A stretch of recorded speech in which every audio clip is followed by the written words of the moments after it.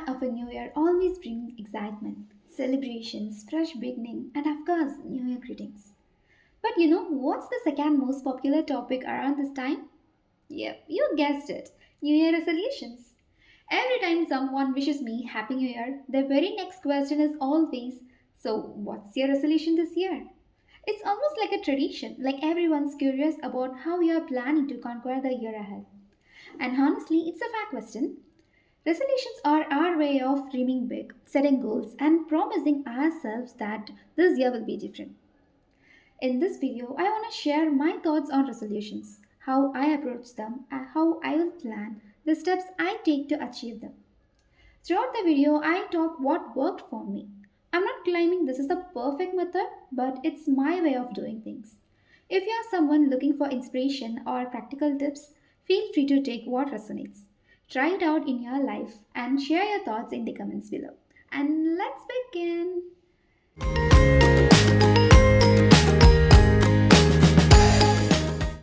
The first thing I want to say is that I don't think New Year is the only perfect time to take resolutions. We have 365 days in a year, and every single one of them is perfect and good to set a goal or make a positive change.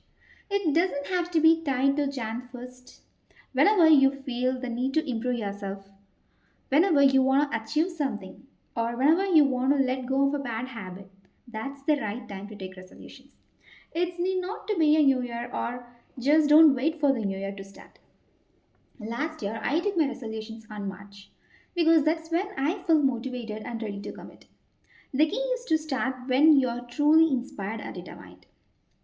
Now, why do we talk so much about resolutions during New Year? Well, it's a great time to. At least once in those 365 days, people are reminded to reflect on their goals and dreams.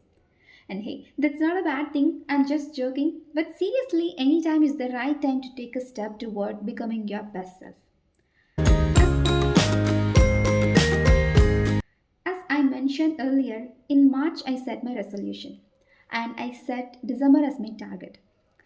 Tip number one, whenever you set a goal, always have a target date. A deadline gives you direction and keeps you focused. Without one, it can feel like you have all the time in the world, which often leads to procrastination. So, always set a clear target date. Here's how I do planning. Grab a pen and paper. Write down your goals. Try to think at least 10. Think about everything you want to improve, achieve, and acquire. Don't overthink the order, just let the ideas flow. Once you are done, it's time to review your list. Look at each point and ask these questions to yourself. Is this achievable within your target time? Is this priority or it can wait? From your list, tick the goals that are priority but may take longer than your target timeline. And underline the ones which are priority and you can achieve within the set time. Now try to break down the ticked goals. It may be a big goal, but think of how much you can do within your target time. Break it into small goals and underline them. On a fresh page, write down all the underlined goals. These represents your attainable goals for the year. But hold on, can you realistically achieve all of them? How many goals are you having on your list? Please don't take too much and suffocate yourself. Prioritize your list. Decide how many goals you want to focus for the year. My suggestion is to aim for 7 to 10 goals. Again, underline those goals.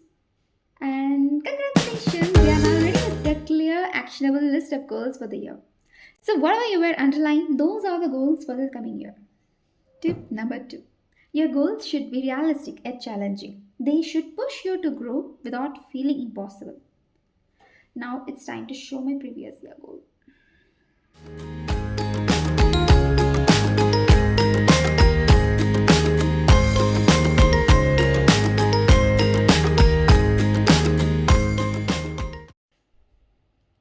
My goals for last year. Instead of only writing, I like to have combinations of drawings and words. I'll start with this one. This goal was about starting a new business I had in mind. As you can see, it's marked as cancelled. Yes, I couldn't achieve it. This goal was too big to complete in a single year, and it requires a lot of time and energy, which wasn't possible for me last year That's why I always emphasize breaking down your goals if they seem too overwhelming. This is a key learning I took away from this experience. Next, this goal was about paying off all my debts and making it a debt free year. Here you can see it's marked as dropped. Let me explain the difference between cancelled and dropped. Cancel means I wasn't able to achieve the goal at all, so I stopped working on it. Whereas dropped means I had to stop it for a valid reason beyond my control. In this case, I had saved money to close all my debts, but I had to use those savings for something else. So this wasn't entirely in my hand. Now, this one here was a goal to save X amount of money. I'm happy to say I did it, so marked it with a heart. For the past 2 to 3 years, I've been wanting to buy a new laptop because I knew it would improve my productivity. This year, as planned, I finally bought one and I'm really happy about it. Another goal was to improve my eyesight. Since my work revolves around laptops and also I spend a lot of time on mobile devices, I noticed my eye health was declining. My eyes were losing their glow. So I decided to improve by focusing on eye exercise and a healthy diet, something I had done about 5 years ago. I feel like my eyesight is getting better, but there's still room for improvement. This goal was about being more present. I noticed that I was always either planning for the future or dwelling on negative moments from the past. I also felt emotionally unbalanced many times. My aim was to calm my mind, balance my emotions, and live in the moment. This goal is half done. I feel like I have achieved emotional balance, but I still struggle to stay fully present. That's something I'll continue working on the next year.